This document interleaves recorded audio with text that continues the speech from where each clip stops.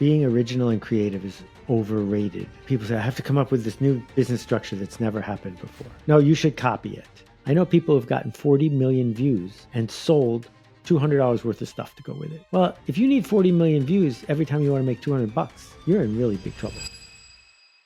So my blog has 1 million readers. I don't use TikTok. I don't use Facebook. I don't use Instagram. Other people talk about me on those platforms. How does someone do that? I'm not even having to play the game of the algorithms. I'm not having to show up in places where, for me as a person, it doesn't make sense for me to show up there. Stop making average crap. There are people who open a little tiny pizza shop and there's a line around the block. There isn't a line around the block because they're good at using TikTok. There's a line around the block because they made a pizza that was worth other people putting on TikTok.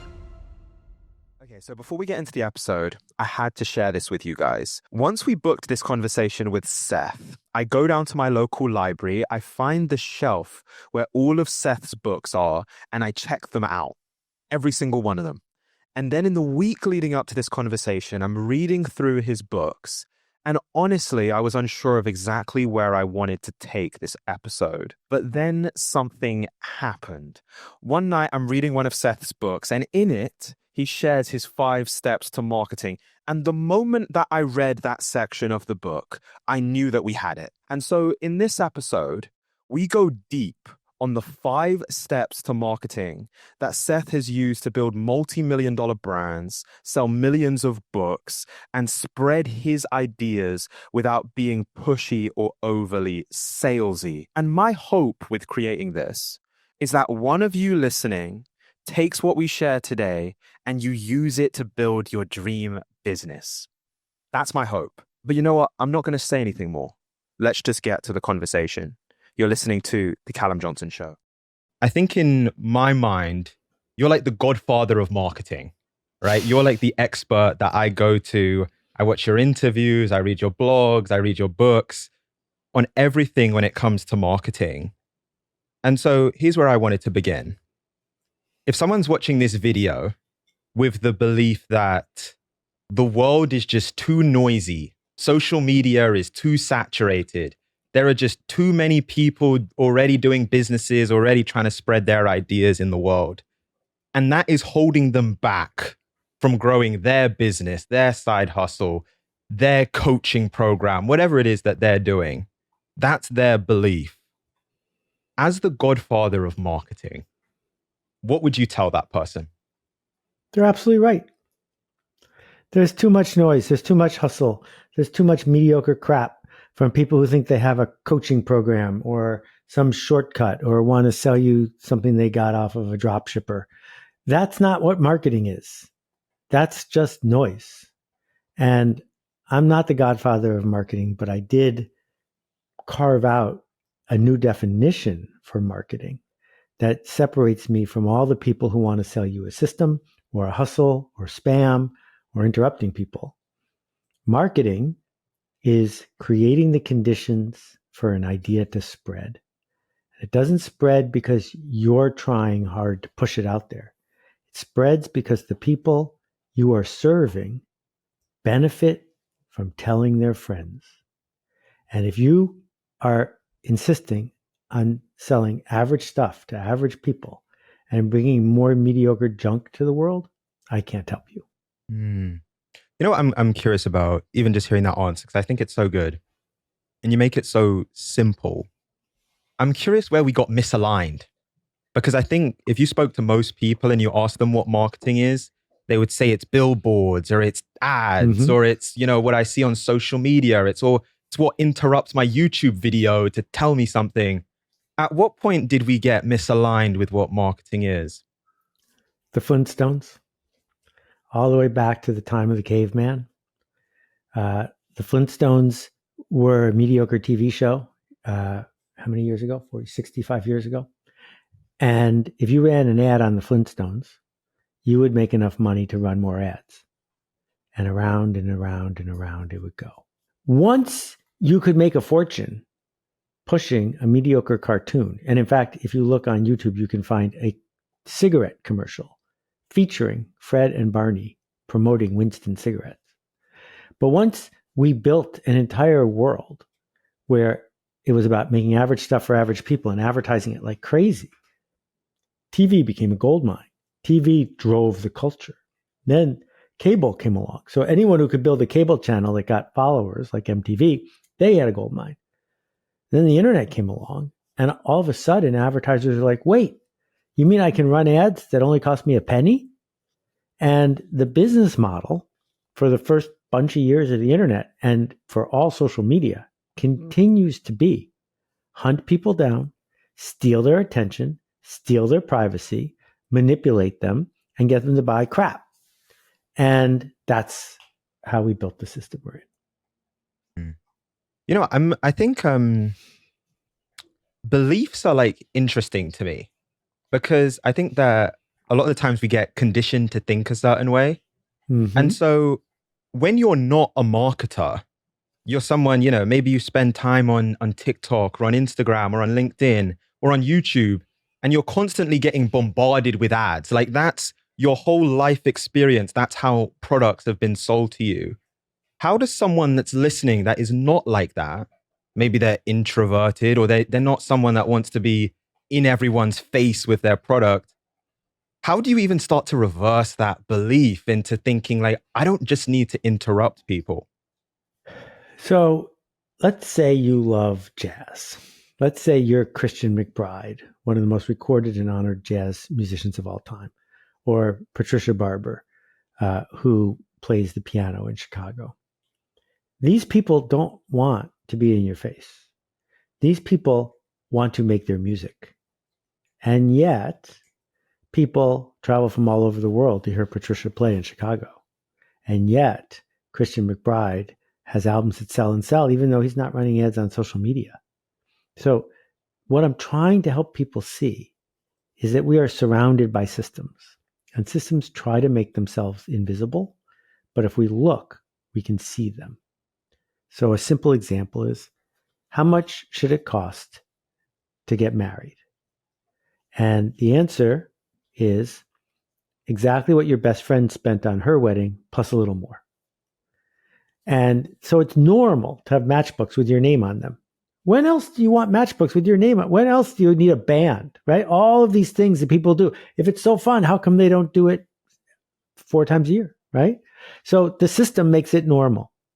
It's normal to go $300,000 in debt if you grow up in the suburbs to go to a famous college that has a football team, even though you can learn everything far more deeply and with more impact without doing that, because it's normal. It's part of the system. So the folks who you're looking at, whether they're Kardashians or people who are, pitching whatever hobby you're into, you're noticing the ones that are doing it on social media. The social media companies have turned everyone else into unpaid employees. That you're running around doing what the social media companies tell you to do because they want you to. So my blog has 1 million readers. I don't use TikTok. I don't use Facebook. I don't use Instagram. Other people talk about me on those platforms, but I'm not in everybody's face. I'm not trying to be in everybody's face.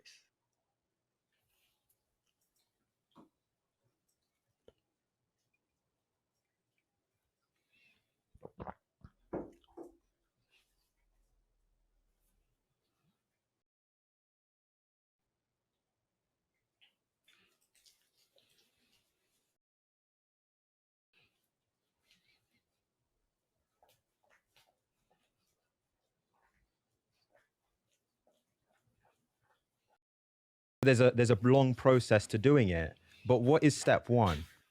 Stop making average crap. Stop seducing yourself into thinking that we need that thing that you are making, because we probably don't. And to be remarkable is to be worth making a remark about. So there are people who open a little tiny pizza shop and there's a line around the block. There isn't a line around the block because they're good at using TikTok. There's a line around the block because they made a pizza that was worth other people putting on TikTok. And yet, the last time I counted, there were more than 5,000 pizza places in New York City. And there's only a few that make an extraordinary slice of pizza because it's hard. And if you choose to lean in to work that is hard, that might not work, that that exposes you as the fraud you might think you are, then you're measuring the right thing. The false proxy of how many people are following you on social media is a trap. I know people who've gotten 40 million views of a TikTok and sold $200 worth of stuff to go with it. Well, if you need 40 million views every time you want to make $200, you're in really big trouble. You know, I actually, it's funny because I was watching the TED talk that you did this morning, actually. How do you get ideas to spread? And there was a quote in it that you said, which I absolutely loved, and I need to give it to people. You said, the thing that is going to decide what gets talked about, what gets done, what gets purchased, what gets built is it remarkable? And remarkable is a really cool word because we usually think that it just means that something is neat, but it also means, is that thing worth making a remark about? Word, because we usually, Well, but thank it you. also means, and the evolution of Seth Godin and your thoughts about marketing. When was the first moment when you had that realization that the way to succeed in marketing is to make something remarkable, which is something that is worth remarking about?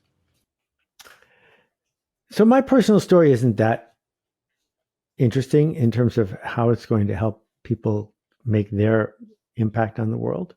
I had my first real job was at a software company working on software from Michael Crichton, Ray Bradbury, and other great software science fiction authors.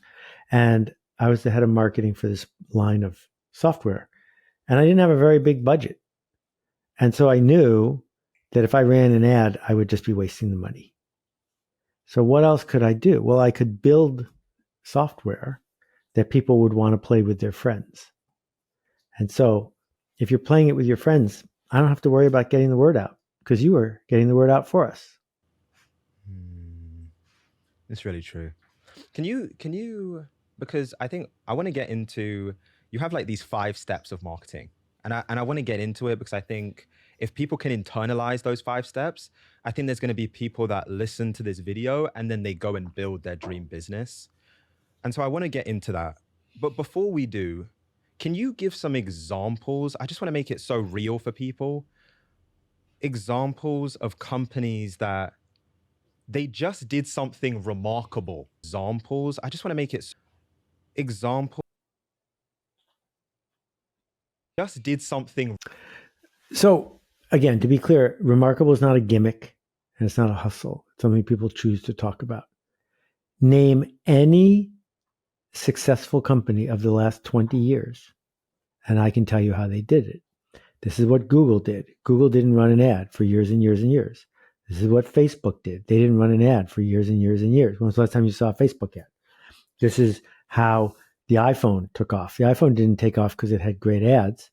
It took off because when people heard your ringtone, they want to know what the hell was going on in your pocket.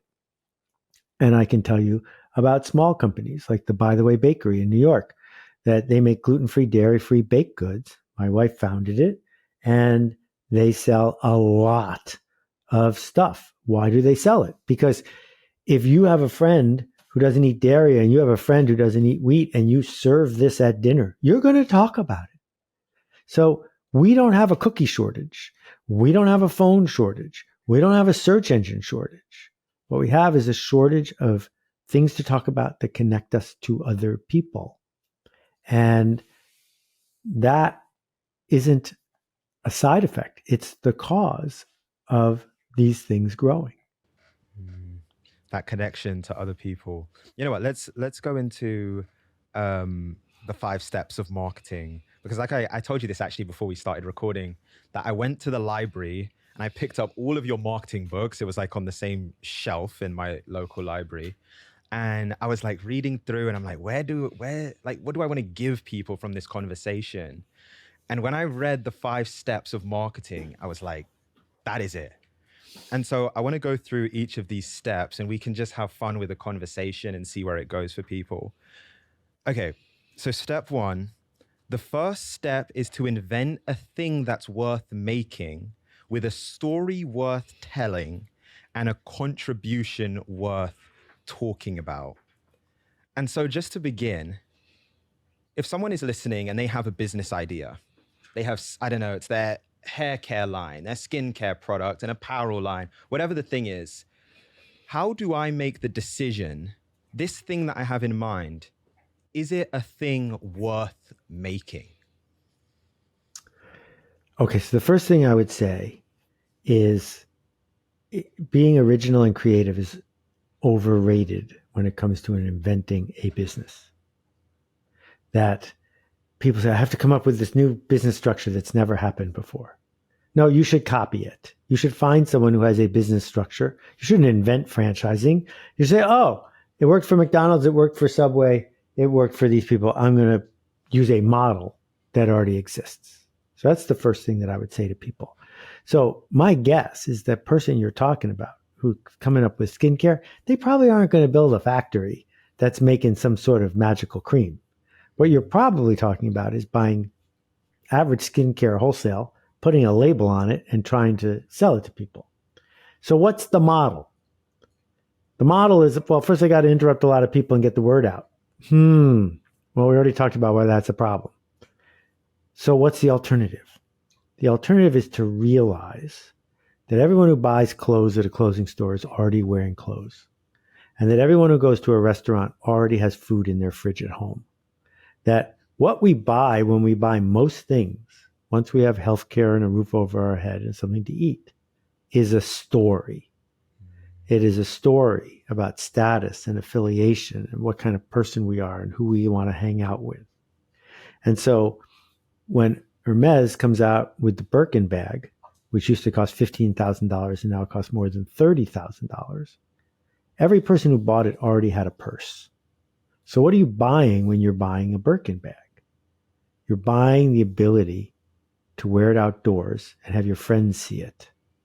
And they and you have a conversation about the purse, not about how much it can hold, not about, how many animals were slaughtered to make it, but about what it is to own this thing. So what's the contribution worth making? The contribution worth making is to weave together possibility, status, affiliation, community in a story that creates tension. Because if I ignore it, then I don't take any action. But if there's tension, what's going to happen? What happens after that? Can I do it? Will I be left out? Will they sell out? That tension causes forward motion, and it causes me to focus my behavior. So I think built into the question is everyone's presupposition that the way the quick hustle is to become the next Kardashian. The thing is, we don't need another Kardashian because we already have one. Mm-hmm. You know what I think it's so special, and I can even, like my very first business that I ever started was a clothing line, and it was a spectacular failure. And the reason why is I wanted to be like the next Nike, and I had all of these grand aspirations. I thought that in order to stand out, I needed to do something so big and spectacular. And I think one of the special things that you even mention is like something that makes us all unique is our story. That is an instant differentiator, is in the story. I think the problem is like a lot of us, we don't know how to tell good stories. And so can you speak about that? Because you mentioned tension. And I think story is one of those things that we always hear it, and we hear different people speak about it, the value of storytelling, whether it's directors or musicians or business people. But I think that there's like a lack of clarity around how to tell a good story, or even what a good story is. Yeah. On how to tell a good story is. And so can you? Yeah. So I'm going to disagree with one part. I think almost every person I've met at some point is good at telling a story. If you've ever invited 4 friends out to dinner and they all came, why did they come? It's not because they owe you a favor. It's because the story of the possibility of that dinner, who else was coming, who was hosting it, where are we going, what time are we going, made it an instant, easy yes. Right? So this podcast, which has a bazillion downloads. Your first episode, how many people listened to it? 10? Yeah. So how do you get a bazillion? You didn't do it by hustling on social media. You did it because the 10 people who listened to the first episode, the conditions were created that their life would be better if they told the story of your podcast. And so what makes a podcast successful is not the guests. It is the structure of the story. Why should I listen to this when there are 99,000 other podcasts? What might not work? Where's the tension? Where's the possibility? Who is this for? And we've been brainwashed to make average stuff for average people and then say to people like me, how do I get the word out? And it's frustrating because people like me say, you can't. And then you feel ripped off. The right question is, how do I create the conditions for the smallest viable audience to find something they would miss if they were gone that they can tell their friends about? Podcast successful is not the why should I listen to this? Not work. Where's the tension? Mm-hmm. Why should I listen to this? How many times have you gone to dinner with a friend and they can tell you an incredible story about something that happened at work last week, or they went out, on Friday night and they can tell you a story of how the night went, and it's captivating and you're like drawn into it and you're so engaged. And so my question to you is, why do we struggle so much when it comes to our business, when it comes to our idea, the thing that we would like love for people to embrace? Why do you think so many people struggle to tell a story then, but like in our lives, it's like we can tell great stories? What do you think that is? Why do you think so many people struggle to tell a story then? Sometimes as entrepreneurs and creatives, we have the perfect video idea, but not the perfect footage. And so what ends up happening is you're editing a video and you need that one cinematic shot just to tie everything together, but you don't have the time to film it yourself, or maybe you just can't film it. And that's where Storyblocks, the sponsor of today's episode, comes in. And yes, to illustrate my point, I put a dramatic shot of a yacht on screen. But anyway, you don't have the time to film.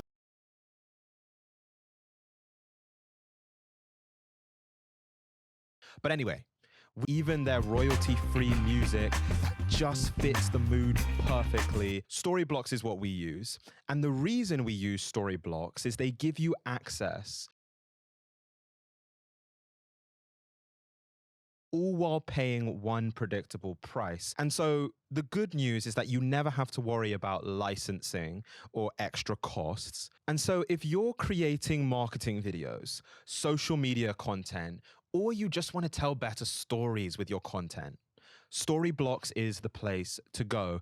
So this is what you're going to do next. Check out the link in the description to start using Storyblocks and thank me later. Thank you to Storyblocks for sponsoring this episode.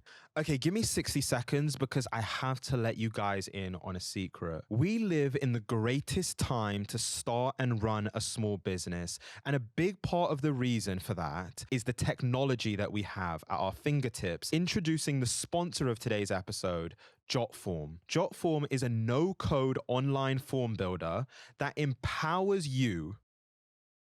We live in the greatest time. Jotform is my go-to whenever I want to build surveys or forms for my business. But recently, they have released a new feature, and that is Jotform's AI agents, and it's a game changer in your business. And so I know for me personally, I find it so frustrating when I'm using a product and I need help from their support team and I get directed to either their help forum.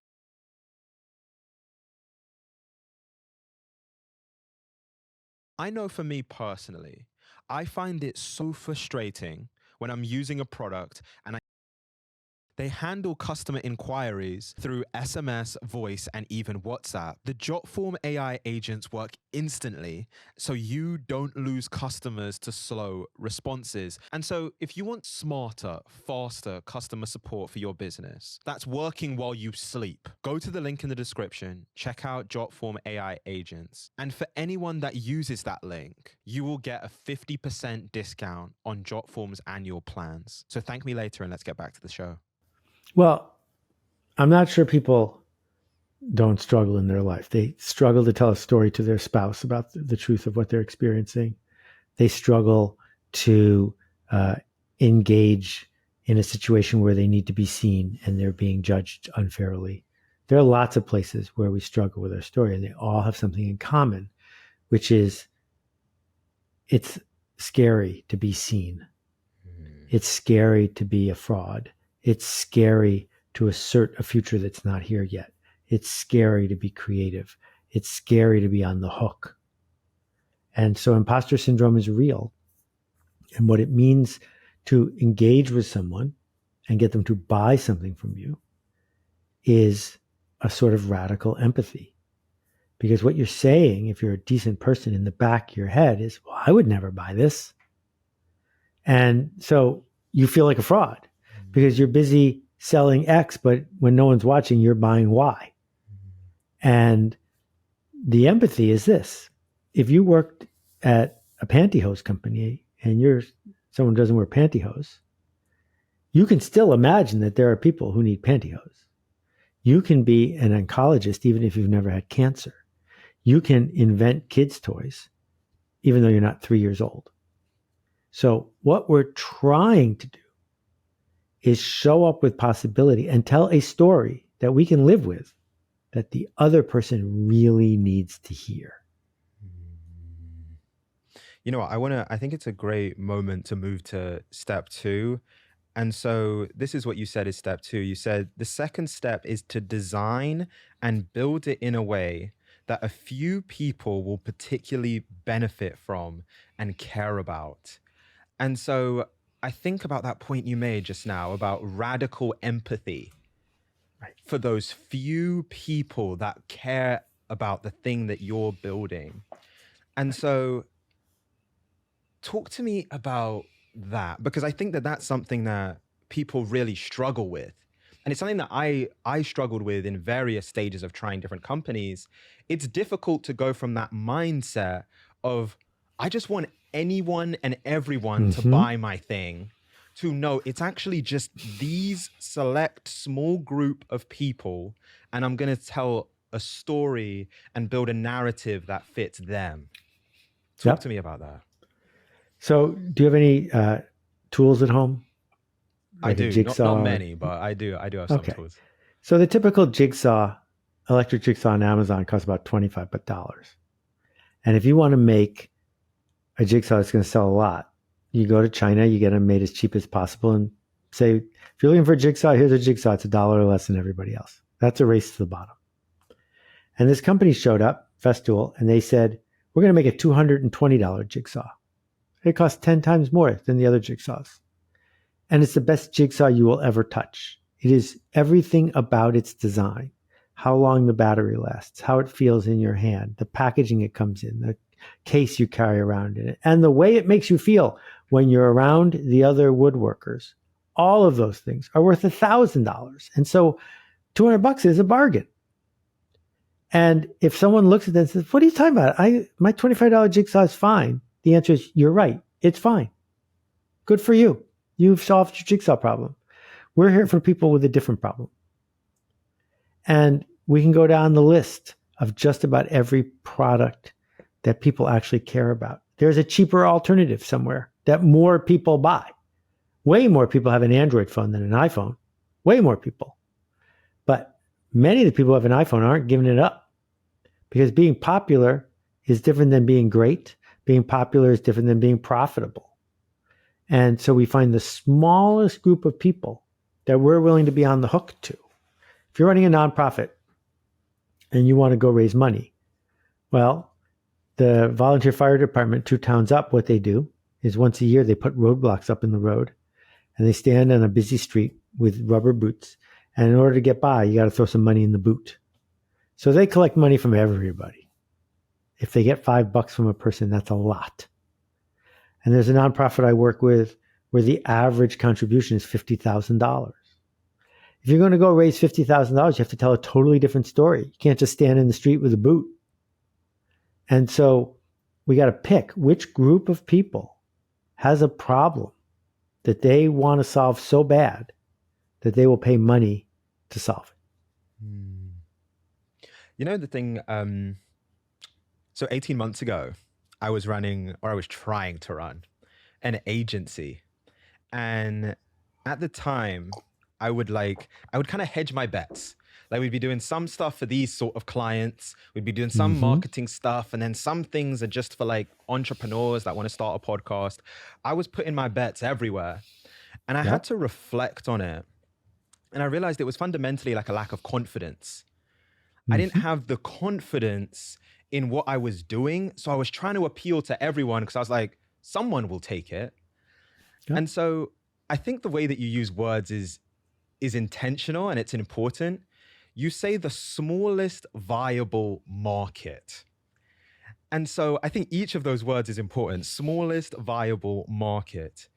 And so how does someone, if they're listening to this and they're at a point in their business where they're kind of trying to appeal to everyone, they're in the same situation I was in, how do they make that decision with confidence of like, no, I'm going to disregard all of these people who are, maybe they're even paying me money right now because I'm only meant to appeal to that. Like, how do I get to that level of, how do I make that decision? Well, we should talk about decisions in a minute, but to pick up the agency example, if I had to start an agency today, I would build an agency, for example, that only works with pediatric orthodontists. If you're not a pediatric orthodontist, I'm not going to build your website, and I'm not going to help you get the word out. I only work with pediatric orthodontists. By the time I've got 4 clients and I've proven that I'm effective, there's going to be a line out the door. Because pediatric orthodontists don't want to be innovators. They want to hire the person who's the very best at helping them grow their practice. The end. And once I have 20 clients, I never have to look for work again. I'm done. That's so different than saying you're looking for an agency, we're an agency. You can pick anyone, we're anyone. So it's that emotional shift that we're talking about. But I want to talk about decisions since you brought it up. And this is from my friend Annie Duke. Annie used to be the world poker champion. So tell me, please, have you made a really good decision in the last 3 months? Can you think of one? Yeah. Okay. This decision you made, did it turn out well? It turned out amazingly, yeah. Yeah, that's what everyone says. That doesn't mean it was a good decision. If you buy a lottery ticket and you win, it was still a stupid decision. Because buying a lottery ticket is for idiots. There's no math that makes sense to buy a lottery ticket. But if it turns out all right, now you think you're really smart. No, you were just lucky. On the other hand, it's entirely possible to make a good decision and have it fail. That if someone decides to get on a plane and fly from here to Toledo and the plane crashes and they die, they didn't make a bad decision. They just got really unlucky. Flying is the safest way in the history of the world to travel. So it was a good decision, but a bad outcome.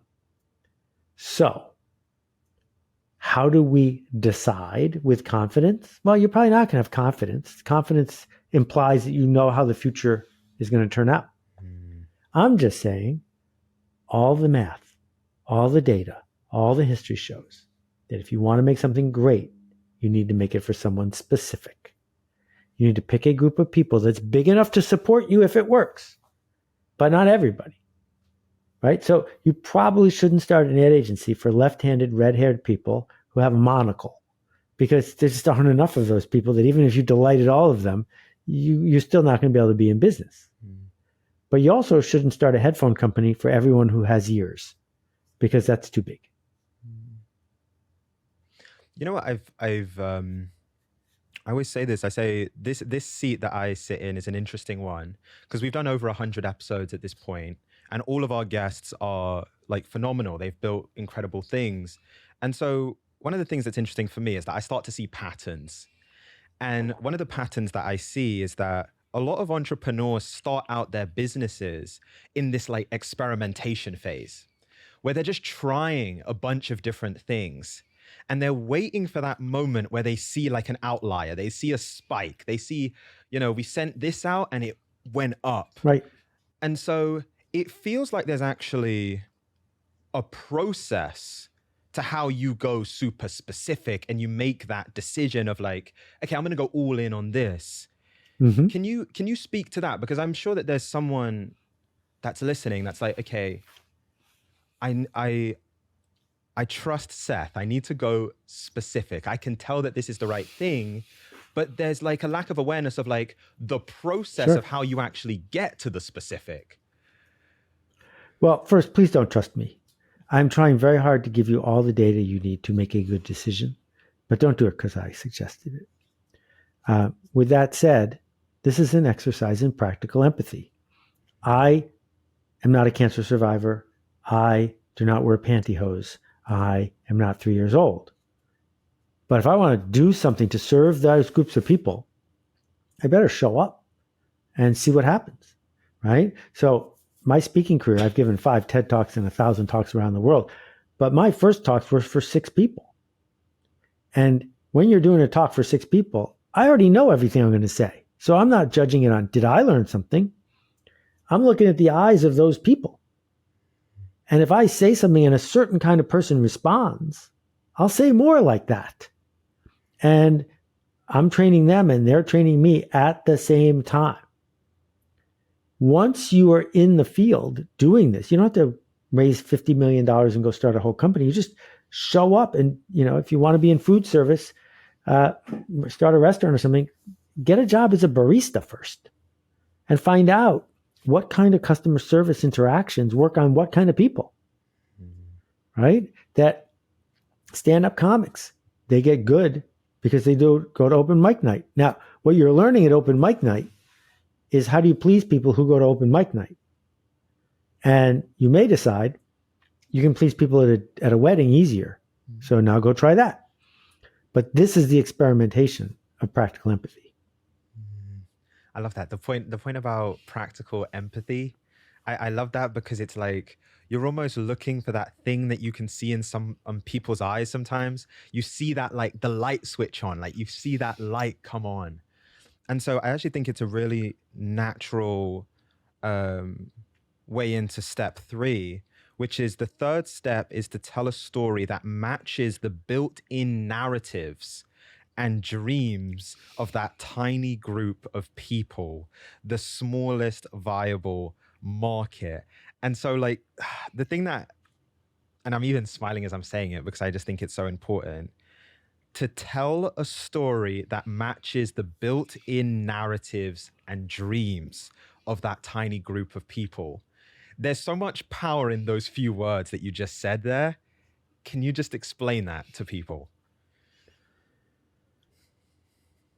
So there's a video, I can't remember, Josh Bell. There's a Josh Bell video in the subway system of Washington, D.C. And they gave him a baseball cap. He's a super famous classical pianist. They gave him a baseball cap and had him show up in the subway and play. Everyone walked right by. These are some of the very same people who would happily pay $200 for tickets to see him at the Kennedy Center. But the context mattered. Because in the subway, the mindset of someone is, if there's someone playing music over there, they're not worth me listening to. But if they're on the stage at the symphony, they must be good. Because that's the context that I have been trained to understand and believe in. So there was a period of time a few years ago when some scammers dressed up in the robes of Buddhist monks and stood on the street corners of New York trying to beg for money in an organized way. And they were hauling in a lot of money because they would walk up to somebody and offer them a Zen mindfulness sort of emblem badge. And if they guessed right, and the person they were approaching was someone who was a meditator, someone who'd been on a retreat, someone who understood mindfulness, an exchange just took place. Well, one, I'm giving the benefit of the doubt to someone in monk's robes. And two, they gave me something, so I have to reciprocate because that's one of the things that I was trained to do as a little kid. So they're scamming people. They're just keeping the money. But they were doing it by taking advantage of what we already believed. If you showed up dressed that way in 1784 in Abilene, Texas, no one would give you anything because they didn't have a story about Buddhist monks or reciprocity that would work then today, right? So we have to be aware of the context. What are we plugging into? What does it mean to buy a Super Bowl ad? Buying a Super Bowl ad is almost always a terrible decision, but it sends a signal to certain groups of people because of what we've come to expect from Super Bowl ads, not because they work. You know, I was actually reading it last night. Marketers are liars. Mm-hmm. And in that book, you talk about worldview. And Right. I think one of the things that, and it's interesting to me because I think it's a mistake that I know I've made, and I think people make, especially when they're trying to market something or they're trying to get a message out, they're trying to get an idea to spread, is that you're trying to change the way that people think. You're like trying to change people's beliefs. And so Yep. one of the things that you talk about is you talk about worldview. And actually, instead of me putting the words to it, you explain it, like the importance of worldview, and actually how, to the person that's listening at home, they can use that to help their ideas spread. So, what did the person believe before you got there? What are the assumptions they made to survive before you got there? If you want to show up and change their mind, that's way harder than showing up and saying you were right all along. And so if there's a group of people who believe that buying new fashion, edgy fashion every spring is what people like them do, then you just say, here's the new fashions. But if you want to go to people who buy all their stuff from the Land's End catalog and get them to buy exactly the same thing, they're not gonna. Because first you have to train them to become the kind of person that buys new fashions every spring. Then you got to get them to buy what you picked. So when we treat different people differently, we begin with where are they already, not how do I insist they change who they are. And you know what? It's actually, I saw an interview that you did, and you made a really interesting point. Because a big word for me has always been authenticity. I just want to be authentic. Just want to be myself. I just want to be authentic all the time. That's my thing. And you say this thing, you go, authenticity is overrated. You said there are definitely times when I'd like to act authentically in the moment, but I don't because authenticity is overrated. Your customers don't want you to be authentic. Your podcast listeners don't want you to be authentic. They want you to be the best version of you that you promised them. Mm-hmm. Can you explain that? Why is authenticity Well, I overrated? mean, you already nailed it. Authenticity is for amateurs. Authenticity is for your friends and for your family. Consistency is for professionals. If you get to a hotel and the doorman is having an authentically bad day, you don't want him to kick you in the shins, right? If you go to check in and your room is a mess because the housekeeper was having an authentically bad day, you're not like, thanks for being authentic. You want it to be consistent. That's what a brand is, a promise. So if you authentically are sick and tired of playing your top 40 hit, don't go on tour. Or if you do go on tour, you better be prepared to give the audience what they want, which is a song you're totally tired of playing, but that's what they came to hear.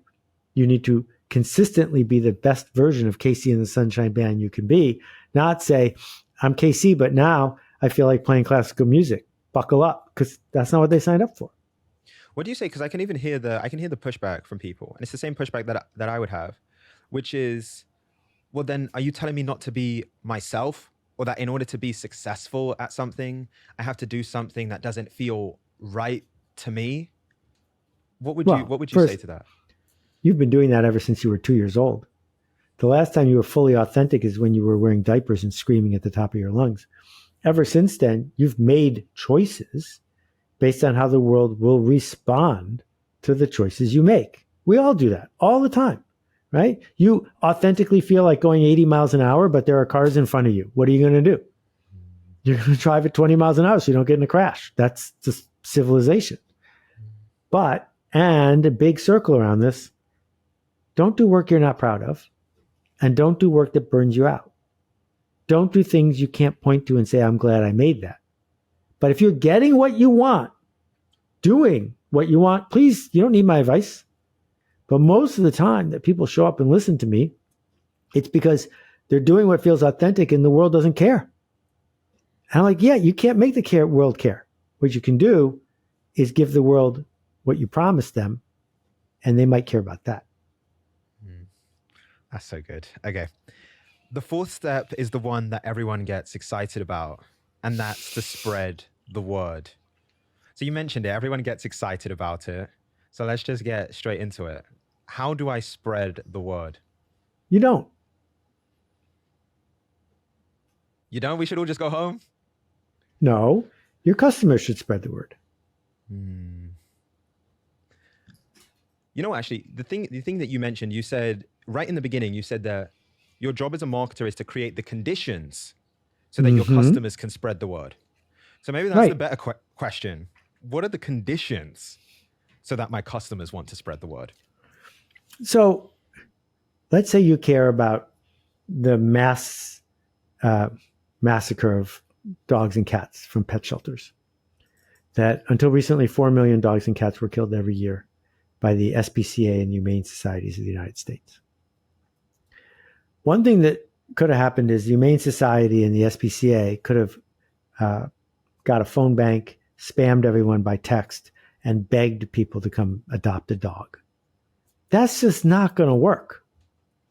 The other thing you can do is invite a bunch of kids from the local high school to come to the shelter to take pictures of the dogs and cats and post them on Pet Finder so they'll get adopted.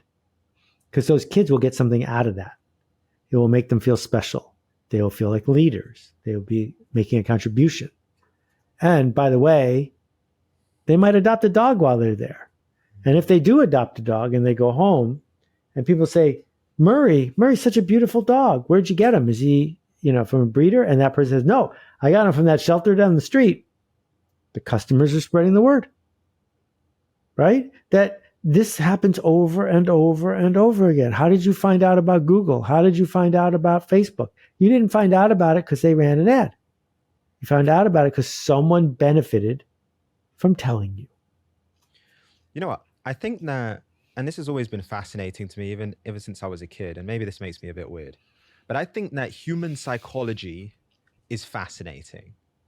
And so I'm curious, right? Because you're so right. There is a way to position something where one person just participates and does it. The other, you position it another way. Not only does someone participate, they then share it with all of their friends. And so if you almost had to try and nail that down, summarize it on a psychological level, what is happening? What is being done so that in that second scenario, not only does the person buy my skincare product or buy my clothing product, they tell all of their friends about it? What is the psychology that's underpinning that? Well, it sounds like you're asking for a shortcut. And I promise people who look for a shortcut aren't going to find it. What we're talking about here is culture and systems and civilization and people's needs. So if we're going to talk about someone starting an apparel company, my friend Blake started a company called Tom's Shoes. And his idea was, let's make espadrilles, $85 shoes made ethically in Portugal. And for every person who buys a pair of these shoes, I will give a similar pair of shoe to someone who doesn't have shoes. Now, we can talk about the social impact of that and what is misguided and what is not misguided about it, but that's not my point. How do you grow that simple idea into a $500 million company? Well, the first thing he did was he put a big logo on the back of the shoe. That's very unusual in those days for a woman to wear a shoe that wasn't a sneaker that had a logo on it. Then he went to some women, not all women, just a few, and said, you're the kind of women that want to do good at the same time you're trying out new fashion.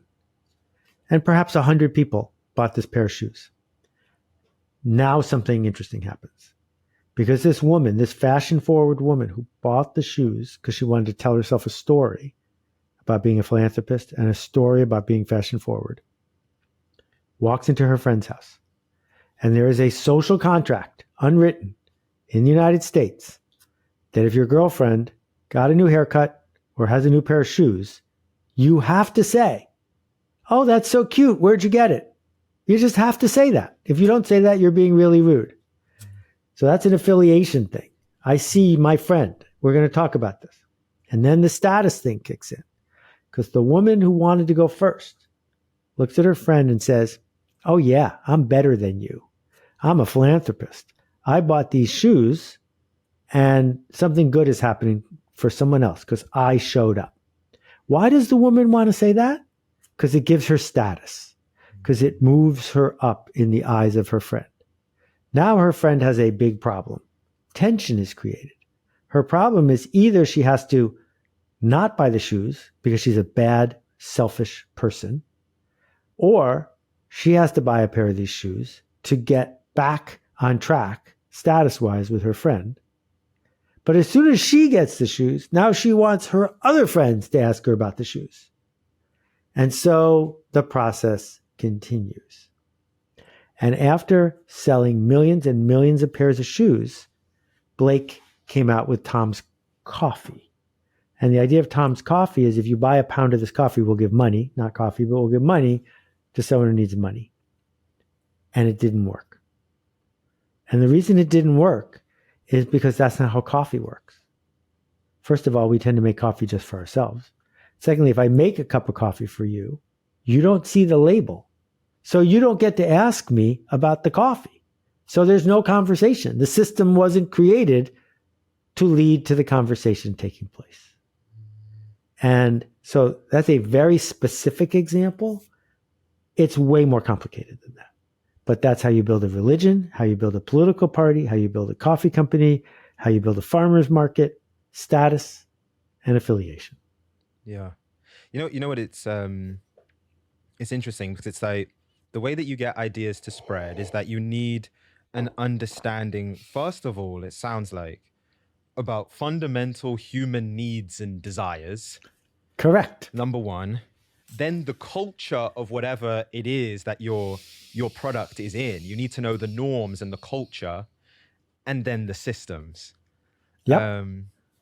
Okay, I want to get to the last step before we get out of here. You said the last step is often overlooked. Show up. Show up regularly, consistently, and generously for years and years to organize and lead and build confidence in the change you seek to make, to earn permission to follow up and to earn enrollment to teach. Yep. There's so many different components of that. But Yeah. to you, what resonates? Like, what do people need to understand? My late writing partner and friend Jay Levinson used to say, you don't change your work when you get bored with it. And you don't change it when your spouse gets bored with it. You don't change it when your employees get bored with it. You change it when your accountant gets bored with it. And showing up in a fast-moving world is underrated. So I wrote my blog every single day for 5 years before I had a lot of people reading it. That if you look at the arc of Apple Computer since 1980, it's mostly about value creation, opening the stores, coming out with more of the ecosystem, persistently sticking with not 50 products, but 4. Now they're shifting to value capture. They're losing their imagination and they're just making everything a little bit more expensive and a little less great. But they lasted for a long time, showing up for us, not doing things at us. And when we're in value creation mode, we realize we are here to serve. And if we do it with consistency and generosity, we get to do it again. You know what, Seth? I know we're about to hit 2:00, and obviously I appreciate your time and you being here. I'm going to leave the decision up to you. Either way is completely fine. I have one question that I just feel it's going to add value to the audience, and it's going to kind of finish this in just the right way. If we can wrap up in 4 minutes, that's great. My voice doesn't hold up much longer, but let's try. Okay, perfect. One of the things, and it's funny because I was having a meeting with Jeshua, who helps me with my research for every episode. And he mentioned to me one of your books, The Dip. And we were just speaking about people giving up. And I think one of the things that I think about is how many incredible businesses that would change people's lives never got started or never got off the ground because someone gave up right before that moment where it was all going to work and like fall into place for them. They gave up. And so this was a quote that just stood out to me that you said in that book. You said, "The dip is that moment when it feels so hard and so unlikely that you will succeed. And so it feels like you should quit because that's when everyone quits. And sticking through that dip is how we get to the other side." And so to the human that's listening to this and they're in that moment where it's like, man, I'm feeling that dip right now.